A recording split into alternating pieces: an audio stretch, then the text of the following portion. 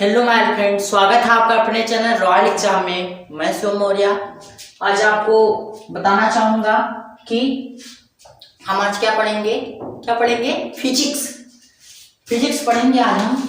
और कौन सा टॉपिक है हमारा, याद है? चलिए, दिख रहा होगा याद तो है ये, ठीक है। Right hand thumb rule. Right hand thumb rule. Right hand thumb rule क्या था कि यदि राइट हैंड थंब रूल पहले देखिए। अच्छा, राइट हैंड थंब रूल का उपयोग देखिए क्या होगा। ये चुंबकीय क्षेत्र की दिशा को बताने के काम आएगा, ठीक है। ये चुंबकीय क्षेत्र की दिशा को बताने के काम आएगा। पहले मैं देखिए आइंस्टाइन का प्रयोग मैं पहले बता देता हूं, तब मैं इसे ये दोनों बताता हूं। आइंस्टाइन का प्रयोग देख लीजिए। ये डेनमार्क के आदमी थे डेनमार्क के थे, ठीक है। 1777 ईस्वी में ये जन्मे और कहाँ के थे? डेनमार्क के थे। डेनमार्क में जन्मे थे कौन? आइंस्टाइन साहब। और आइंस्टाइन साहब ने बताया क्या था कि जब किसी चुंबकीय परिपथ में, जब किसी विद्युत परिपथ में विद्युत धारा प्रवाहित किया जाता है तो उसमें चुंबकीय क्षेत्र उत्पन्न हो जाता है, ठीक है। चुंबकीय क्षेत्र उत्पन्न हो जाता है तो अट्रैक्शन रिपल्सन फोर्स जो भी लगे वो लगता ही होगा, ठीक है। यही बताए थे। और आइंस्टाइन का प्रयोग का फिगर देख लेते हैं एक बार हम। देखिए, ये मान लीजिए कोई कुंजी है, ये रेजिस्टेंस लगा है और ये संयोजन है बैटरी का। देखिए भाई, फिगर उगर हमसे बनता नहीं है सही से। ये है, ठीक है। ये प्लस सिरा, ये माइनस सिरा। विद्युत धारा ऐसे प्रवाहित हो रहा है और ऐसे आ रहा है, ठीक है। विद्युत धारा ऐसे प्रवाहित हो रहा है। अब क्या होगा भैया? हुआ ये कि जब इसमें धारा प्रवाहित की गई तो इसमें चुंबकीय क्षेत्र उत्पन्न हो गया। और चुंबकीय क्षेत्र उत्पन्न होने के लिए हो गया, ये हमें ज्ञात कैसे हुआ? वहां पर इन्होंने रखा है चुंबकीय सुई, और चुंबकीय सुइया जो था ये ऐसे था एकदम। हमें नॉर्मली पता है कि चुंबकीय क्षेत्र जो होता, मतलब चुंबकीय सुई जो होता है वो हमेशा उत्तरी और नॉर्थ और साउथ में होता है, ठीक है। वो हमेशा क्या होता है? नॉर्थ और साउथ में होता है। और जब इसमें भैया जब धारा प्रवाहित की गई तो हुआ ये कि ये ऐसे थी, लेकिन भैया ये जब इसके पास लाया गया चुंबकीय सुई को तो ये हो गया ऐसे, ये ऐसे हो गया, यानी कि विक्षोभ हो गया।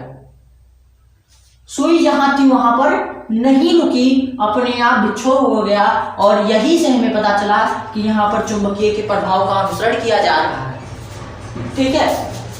फिर एक बात और देख लीजिए कि क्या हुआ जब हम धारा की दिशा बदल देते हैं। यहां पर प्लस हो जाए, यहां पर माइनस हो जाए, तो धारा की दिशा अगर हम बदल दें तो क्या होगा?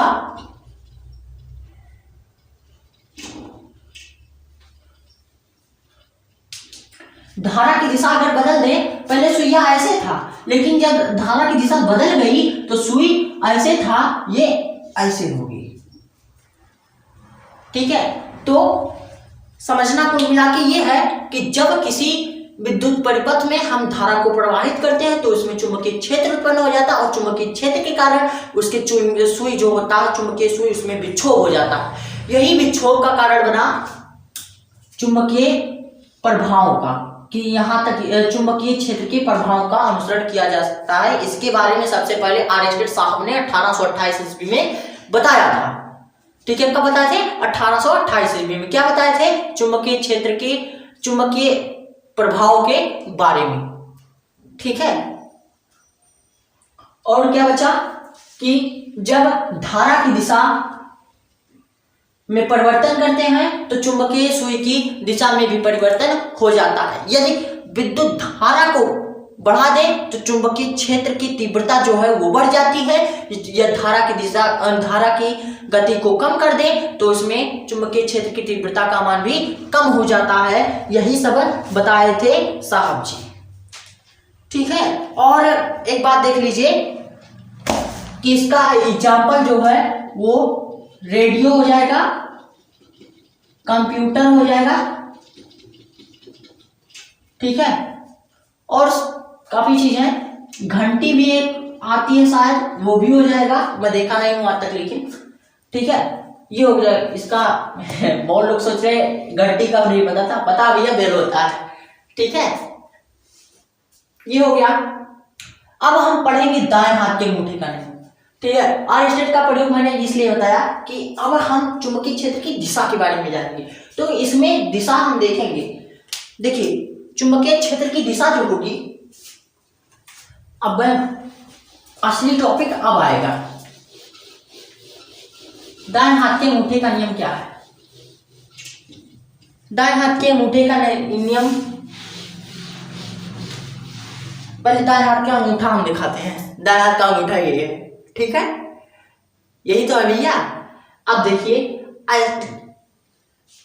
दाएं हाथ अंगूठे तथा अंगुलियों के इस प्रकार फैलाएं कि अंगूठा और मुड़ी हुई अंगुलियां एक दूसरे के परस्पर लंबवत हो, यानी कि एक दूसरे के परस्पर लंबवत होने का ये दोनों के बीच का कोण जो है वो 90 डिग्री हो, ठीक है।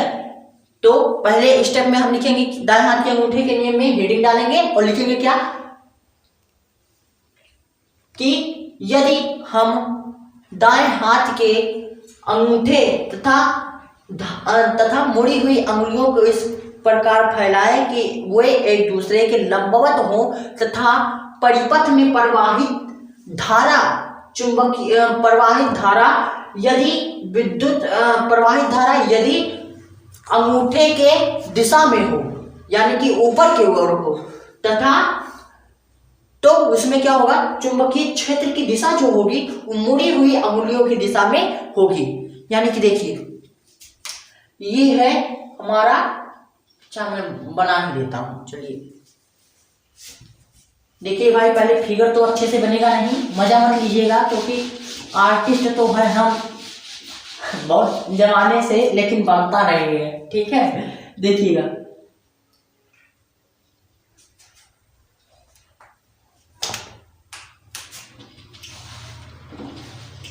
थोड़ा सा पानी लग गया इस पे, कोई बात नहीं।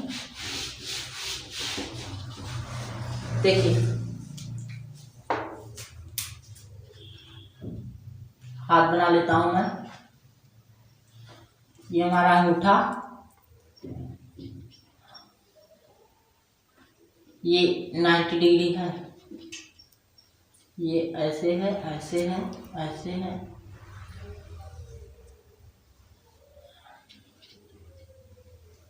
ठीक है। किसी मोटे का ये हाथ है, ठीक है। यदि धारा जो है कह रहा है कि क्या कह रहा है, आई, ये आई, ये धारा ऊपर की ओर और चुंबकीय क्षेत्र की दिशा तब क्या होगी, ये मुड़ी हुई अंगुलियों की दिशा में होगी, यानी कि वो बी से हम प्रेजेंट करते हैं, ठीक है। एक बार फिर से देख लीजिए, ये धारा ऊपर की ओर तो अंगुलियों की दिशा में ये हो जाएगा, ठीक है। इधर ये अंगुली, यही देखिए बच्चे क्या करते हैं, यानी कि हम ही लोग हैं, हम लोग भूलते क्या है, धारा किस ओर प्रवाहित हो रहा है, चुंबकीय क्षेत्र किस ओर हो रहा है, ठीक है। तो धारा जो होगा, जो दाएं बाएं हाथ का नियम जो भी है, वो धारा का काम ऊपर होगा, ठीक है, यानी अंगूठा करेगा। तो अंगूठे की दिशा में धारा प्रवाहित होगी और जो मुड़ी हुई अंगुलियां होंगी भैया वो क्या करेंगी, चुंबकीय क्षेत्र की दिशा के बारे में बताएंगे, ठीक है। ये हो गया हमारा। अब हम देखेंगे क्या, मैक्सवेल के कार्क स्क्रू का नियम। तो भैया अब हमें जरूरत है पेंचकस और स्क्रू ड्राइवर की, मैं तो घर से लाना ही भूल गया, ठीक है। चलिए बढ़िया पेचकस है ये पेचकस, ये स्क्रू समझने के लिए इशारा काफी होगा, ठीक है। किसी बड़े आदमी ने कहा था, लेकिन गलत मतलब मत निकालिएगा, ठीक है। देखिए ये स्क्रू, ये पेचकस, ये स्क्रू जो मतलब पेचकस जो होगा ये अंगूठे का काम करेगा, ठीक है। देखिए यही तो बनना दाएं हाथ के अंगूठे का नियम, ये देखिए, ठीक है। और ये स्क्रू जो होगा ऊपर की ओर ऐसे लगा है, तो हम इसे टाइट जब करते हैं ऊपर की ओर तो ऐसे करेंगे, ठीक है। तो जिस तरफ अंगूठा हमारा घूमेगा उस तरफ चुंबकीय क्षेत्र की दिशा होगी, और जिस और यानी कि ऊपर की ओर यदि हम टाइट कर रहे हैं, ठीक है, तो क्या होगा, हमारा चुंबकीय मतलब विद्युत धारा की दिशा ऊपर की ओर होगी। अगर हम ऊपर की ओर टाइट कर रहे हैं तो चुंबकीय क्षेत्र की दिशा इस तरफ होगी, जिस ओर चुंबकीय मतलब अंगूठा घूमेगा, और ऊपर की ओर हो रहा है तो ऊपर की ओर अगर हमारा होगा, देखिए ऊपर यही तो है, तो ये हमारा धारा का काम करेगा, और हम इसे टाइट कर रहे हैं, ठीक है, कस रहे हैं, तो वो होगा हमारा क्या, चुंबकीय क्षेत्र की दिशा होगी, ठीक है। और ऐसे हम पलट दें, ठीक है, ठीक है। यदि धारा की दिशा नीचे की ओर हो तो देखिए ऐसे तो टाइट करेंगे हम, तो ये देखिए दिशा बदल गया, इस तरफ हो रहा था, अब ये इस तरफ हो रहा है। तो देखिए यदि नीचे की ओर होगा तो क्या होगा, ये धारा बदल रहा है, ऐसे हो रहा है, और ऊपर की तरफ था तो ये ऐसे था, ठीक है। तो ये हो गया हमारे मैक्सवेल के कार्क-स्क्रू का नियम। अब भैया सीधे धारावाही चालक का द्वारा उत्पन्न चुंबकीय क्षेत्र की दिशा के बारे में हम देख लेते हैं, ठीक है। देखिए ये होगा हमारा क्या, परिपथ,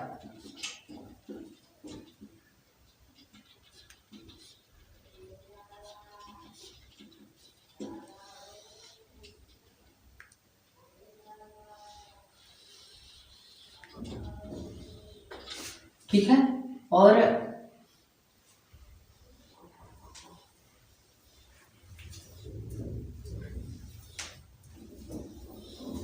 अच्छे से तो फिगर में बनाता नहीं, पहली बात, ठीक है, समझ लीजिएगा, ठीक है। देखिए यदि पहली बात तो ये जान लीजिए कि क्या, यदि धारा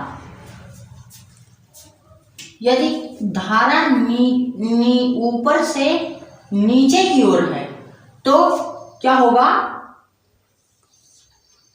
एंटी क्लॉकवाइज, ठीक है, क्या होगा, एंटी क्लॉकवाइज। और जब धारा नीचे से ऊपर की ओर होगा तो ये होगा क्लॉकवाइज। देखिए दिखने में एक ही लग रहा होगा लेकिन एक है नहीं, इधर से आ रहा भैया ये एंटी क्लॉकवाइज, ये इधर से आ रहा है ये क्लॉकवाइज, ठीक है। और ये नीचे की तरफ बढ़ रहा है, ये ऊपर की तरफ बढ़ रहा है, ठीक है। तो यदि मैं प्लस ये माइनस, ये इस तरफ, ये इस तरफ, इस तरफ ऐसे ऐसे बहता हुआ ये इस तरफ आ गया, ठीक है। तो अब चुंबकीय क्षेत्र की दिशा के बारे में हमें जानना है, तो सीधे धारावाही चालक में हमें लिखना क्या है कि जब किसी विद्युत परिपथ में हम विद्युत धारा प्रवाहित करते हैं तो उसमें चुंबकीय क्षेत्र की दिशा, तो उसमें चुंबकीय के प्रभाव का अनुसरण किया जाता है, तो उसमें चुंबकीय क्षेत्र उत्पन्न हो जाता है। जो भी लिखना लिख दो, अब पॉइंट डालोगे, पहला पॉइंट ये लिखोगे कि यदि विद्युत धारा की दिशा ऊपर से नीचे की ओर है तो उसमें चुंबकीय क्षेत्र की दिशा वामावर्त यानी कि एंटी क्लॉकवाइज होगा। दूसरा पॉइंट, यदि चुंबकीय क्षेत्र की दिशा नीचे से ऊपर है तो उसमें क्लॉकवाइज यानी कि दक्षिणावर्त होगा, ठीक है। खुश कर दिए एग्जामिनर को, तुम कॉपी चेक करने वाले को आप खुश कर दिए। अब तीसरा आप क्या लिखेंगे, ये मैं बना देता हूं, ये ऊपर से नीचे की ओर है तो ये ऐसे जाएगा, ऐसे ऐसे ऐसे और ये ऐसे, ठीक है, ऐसे ऐसे जाएगा ये,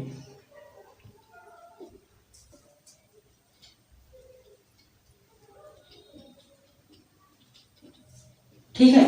मतलब ये वामावर्त एंटी क्लॉकवाइज। ठीक है, और चौथा आप क्या लिखेंगे कि जब हम क्या करेंगे, धारा में कि यदि विद्युत धारा को बढ़ाएंगे तो चुंबकीय क्षेत्र की तीव्रता बढ़ जाएगी, ये धारा घटाएंगे तो चुंबकीय क्षेत्र की तीव्रता घट जाएगी। इतना लिख दोगे जैसे भैया, तैसे मजा ही आ जाएगा एग्जाम को। और एक और चीज मैं बता दूं,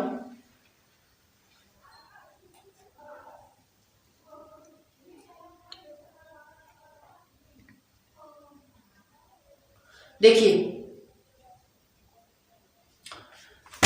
एक चीज दिया किताब में, वही मैं देख रहा था कि लिखा है जैसे जैसे हम सीधे धारावाही चालक तार दूर हटाते जाते हैं तो उसके चारों ओर उत्पन्न चुंबकीय क्षेत्र को दर्शाने वाले संकेंद्रीय वृत्तों का निर्माण आकार बड़ा होता जाता है। ठीक है, तो इसका बहुत अच्छा एग्जाम्पल है, देख लेते हैं। ये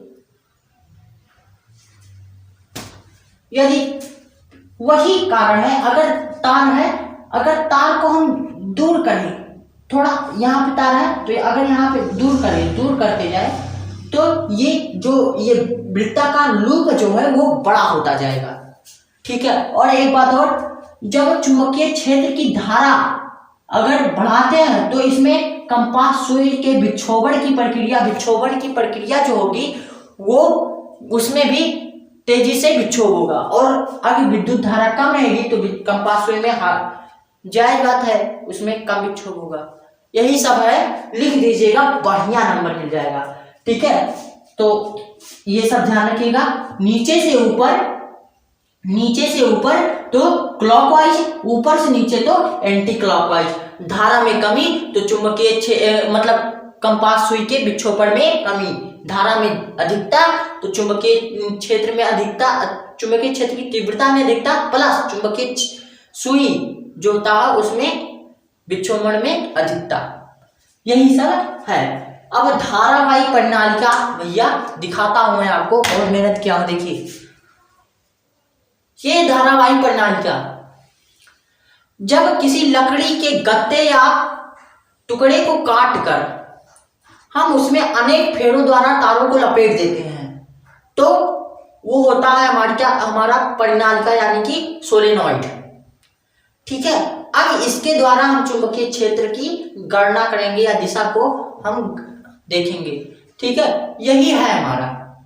ठीक है, तो ये बहुत अच्छा है, बना सकते हैं हम गड्ढे। ठीक है, तो अब हमें परिनालिका पढ़ना है और परिनालिका हम देख लेते हैं। देखिए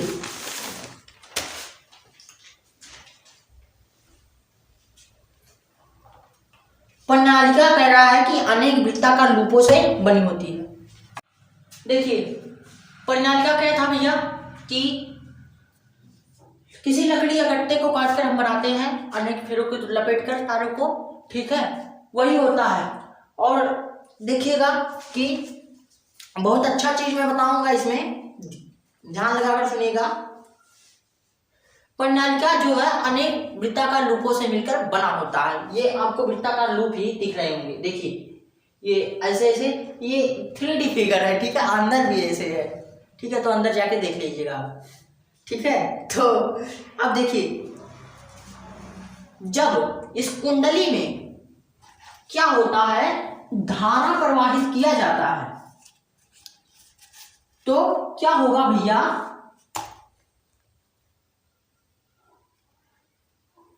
थोड़ा सा दिक्कत हो गया है।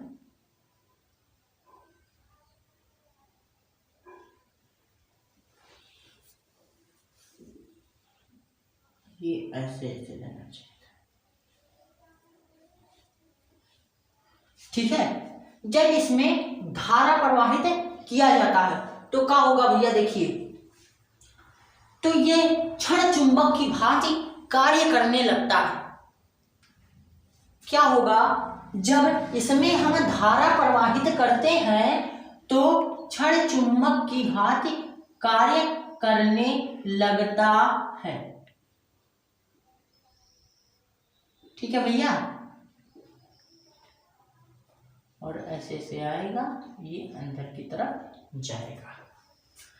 ठीक है, ये हमें पहला पॉइंट हमें मिल जाएगा। ठीक है, दंड चुंबक, क्षण चुंबक चाहे जो कर लो वही होगा। अब देखिए, चुंबकीय क्षेत्र की तीव्रता और धारा की प्रबलता, यदि धारा जितना ही अधिक होगा इसमें चुंबकीय क्षेत्र की तीव्रता उतना ही अधिक होगा। पहला गुण, ये हम धारावाही परिनालिका के गुण, अच्छा यही लिख देता हूं, के गुण लिखिएगा। पहला कि यदि हम चुंबकीय क्षेत्र, यदि परिनालिका में धारा को हम अधिक प्रवाहित करें तो उसमें चुंबकीय क्षेत्र की प्रबलता जो होगा वो अधिक होगा। और परिनालिका जो होता है वो लूपों की संख्या पर निर्भर करता है। ठीक है, अधिक धारा दोगे तो अधिक चुंबकीय क्षेत्र देगा, कम धारा दोगे तो कम चुंबकीय क्षेत्र देगा। और अधिक वृत्ताकार लूपों की संख्या जो जब होगी, जब अधिक वृत्ताकार लूपों की संख्या, देखिए वृत्ताकार लूप ये अभी नहीं बन रहा है, वृत्ताकार लूप ये बन रहा है। ठीक है, ये वृत्ताकार लूप बन रहे हैं। ठीक है, ये वृत्ताकार लूप बन रहा है।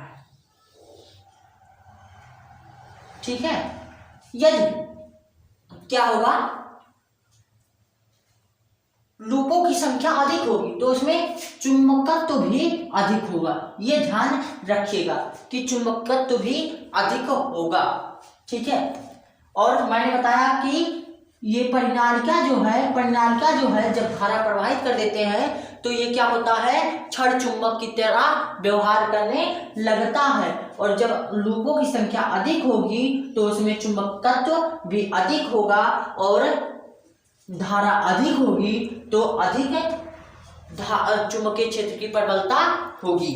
ठीक है, अब देखिए, जैसे उसमें किसी क्षण चुंबक में नर्म लोहे को रगड़ देते थे तो उसमें भी चुंबक के गुण आ जाते थे, तो ऐसे ही यदि परिनालिका के अंदर चुंबकीय पदार्थ की छड़ रख दी जाए तो परिनालिका के अंदर चुंबकीय क्षेत्र काफी बढ़ जाता है। ठीक है, इस छड़ की परिनालिका को हम क्रोड कहते हैं। यानी कि अगर लोहे की किसी छड़ को हम यहाँ पे रख दें तो उसमें और भी चुंबकीय क्षेत्र उत्पन्न हो जाएगा, और इस पदार्थ को जो हम कहेंगे उसे बोलेंगे हम क्रोड बोलेंगे। ठीक है, ठीक। अब देखिए, तीसरा गुण है कि विद्युत आवेशों का प्रवाह ही विद्युत चुंबक में चुंबकत्व उत्पन्न करता है। अब देखिए, ये बहुत अच्छा प्रश्न है। देखिए, गतिशील आवेश प्रस्तुत करता है। ऑप्शन में है विद्युत, दूसरा चुंबकत्व, अरे मतलब चुंबकीय क्षेत्र या प्रभाव कह लीजिए, चुंबकीय क्षेत्र, ठीक, या चुंबकीय गुण, जो भी कर लीजिए। और तीसरा दोनों, और चौथा NOT कर लीजिए, नन ऑफ दीज, NOT। ठीक है, गतिशील आवेश प्रस्तुत करता है, चुंबकत्व कर लीजिए, चुंबकीय क्षेत्र कर लीजिए, विद्युत क्षेत्र कर लीजिए, वैद्युत क्षेत्र कर लीजिए, यहाँ पर वैद्युत क्षेत्र, और यहाँ पे चुंबकीय क्षेत्र। ये आपके लिए प्रश्न है, ये बताइएगा, मैं बाद में इसे बता दूंगा। ठीक है, तो इसे विद्युत आवेशों का प्रवाह विद्युत चुंबक में चुंबकत्व उत्पन्न करता है। भैया Q जो है, Q बराबर IT। ठीक है, ये हमें पता है। तो इसी के द्वारा हम कह सकते हैं कि आवेशों के द्वारा हमें चुंबकत्व अधिक प्राप्त होता है। यदि आवेश मतलब कूलम आवेश अधिक होंगे, पॉजिटिव होंगे, तो हमें हो सकता है मिले। जब अस्थायी चुंबक बनाने के लिए विद्युत धारा का प्रयोग किया जाता है तो इसे हम विद्युत चुंबक कहते हैं। देखिए अस्थायी चुंबक, अस्थायी चुंबक कौन सा था भैया? नेचुरल वाले, नेचुरल वाले जो जितने चुंबक थे। और अस्थायी चुंबक कौन से भैया? ये देख लीजिए कौन से? मानव निर्मित वाले, यानी हाँ मानव निर्मित वाले, मानव निर्मित वाले। और ये नेचुरल यानी प्राकृतिक वाले जितने हैं, Fe3O4 ये वाला जो है हमारा नेचुरल है, और जो हम बनाते हैं वो मानव निर्मित है। ठीक है। और विद्युत चुंबक का प्रयोग, इसका विद्युत चुंबक का प्रयोग या परिनालिका ही कह लीजिए, इसका प्रयोग कहाँ किया जाता है विद्युत चुंबकीय का प्रयोग? तो सबसे पहले मैं बोलूंगा MRI। ठीक है, कहीं कुछ ज्यादा दिक्कत होता है बोलते हैं MRI करवा लीजिए। तो इसका फुल फॉर्म होता है मैग्नेटिक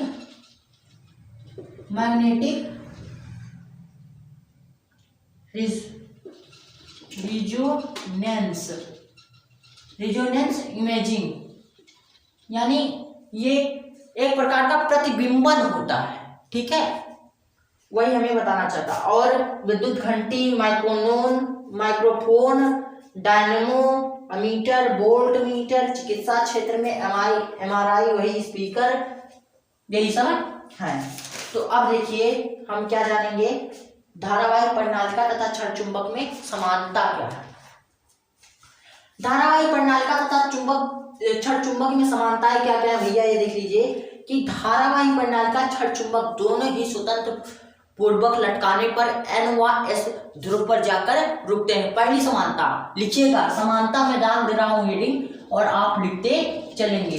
ठीक है, समानता में पहला हेडिंग क्या था कि जब हम धारावाही परिनालिका तथा क्षण चुंबक को लटकाते हैं तो वो सदैव N व S ध्रुव पर रुकते हैं। दूसरा देखिए सजातीय ध्रुव पर, जैसे N व N पर रिपल्सन और S व N पर अट्रैक्शन, यानी कि सजातीय ध्रुव पर प्रतिकर्षण, विजातीय ध्रुव पर आकर्षण बल लगता है। दोनों चुंबक छोटे छोटे टुकड़े को आकर्षित करते हैं। ठीक है, ये भी लिख सकते हैं। दोनों चुंबकों के पास कंपास सुई लाने पर वो विक्षेपित हो जाता है, ये भी लिख सकते हैं। और स्वतंत्र पूर्व पर लटकी हुई दोनों चुंबक के निकट कोई धारावाही चालक तार लाएंगे तो वो भी इधर उधर हो जाएगा, क्योंकि तार में क्या होता है? चुंबकीय क्षेत्र भैया। तो जब ये धारावाही चालक में 240 वोल्ट का आ रहा है और इसमें जो है वो 10-20 वोल्ट का है, तो इसमें भैया कुछ ना कुछ प्रभाव तो पड़ेगा ही। ठीक है, इसलिए विक्षेपित हो जाता है। ठीक है, और धारावाही परिनालिका तथा क्षण चुंबक में असमानताएं क्या है भैया? ये देख लीजिए कि धारावाही परिनालिका अस्थायी चुंबक और क्षण चुंबक अस्थायी। देखिए क्षण चुंबक जो है मैंने बोला था कि ये नेचुरल वाले यानी कि अस्थायी, और मानव निर्मित हम लोग के द्वारा बनाया अस्थायी। देखिए मैंने बताया था कि चुंबक मानव निर्मित जो होगा इसमें चुंबकत्व तो अधिक होगा, यानी कि ये अधिक खींच या ढकेल सकता है, ये कम ढकेलेगा। ठीक है, यही दूसरा है। इसे सरल शब्दों में कहें तो अस्थायी चुंबक का आकर्षण बल अस्थायी चुंबक का आकर्षण बल अस्थायी चुंबक की अपेक्षा अधिक होता है, ऐसा लिख सकते हैं। और विद्युत चुंबक की प्रबलता को बदला जा सकता है, परंतु इसके क्षण चुंबक की प्रबलता को नहीं बदल सकते। अच्छा भैया, इसका मतलब क्या है? इसमें अगर धारा हम इधर कर दें, बदल दें, ठीक है, तो चुंबकीय क्षेत्र की दिशा या प्रबलता जो भी है सब बदल जाएगा, लेकिन क्षण चुंबक जो है भैया वो फिक्स है, ये N ये S, इसमें नहीं बदला जा सकता। और चौथा जो है विद्युत धारा के ध्रुवों को दिशा बदला जा सकता है, परंतु क्षण चुंबक की दिशा को नहीं बदला जा सकता। वही बात, ठीक है। तो इसी के साथ हम अपना वीडियो समाप्त करते हैं। आशा करता हूँ सब अच्छे से समझ में आया होगा, ठीक है। और अगले वीडियो में मैं बताऊंगा क्या क्या आपको। अगले वीडियो में वायु चुंबकीय क्षेत्र में धारावाही चालक पर बल, जो लॉरेंज बल होता है वही, और फ्लेमिंग के बाएं हाथ का नियम, दाएं हाथ की हथेली का नियम, और क्या होगा हमारा एक समान चुंबकीय वही बल, इतना मैं बताऊंगा। और बायो सेवर्ट का नियम हो सकता है भी बता दूं, ठीक है। तो इसी के साथ मैं अपना वीडियो समाप्त करता हूँ। लगभग 2 से 3 में ये चैप्टर खत्म हो जाएगा अच्छे से, ठीक है। अगर आपको मेरा पढ़ाया हुआ पसंद आया हो तो उसे लाइक कीजिएगा, सब्सक्राइब कीजिएगा, शेयर करना मत भूलिएगा, ठीक है। क्योंकि बहुत मेहनत किया हूँ, लूप बनाया था, काम किया, ये देखिए, ठीक है, ठीक है। तो और भैया सब्सक्राइब कीजिए, आप लोग थोड़ा सा कम सब्सक्राइब कर रहे हैं तो इसलिए थोड़ा सा ज़्यादा कीजिए, मज़ा आएगा तभी, ठीक है। मिलता हूँ आपसे अगले वीडियो में। जय हिंद।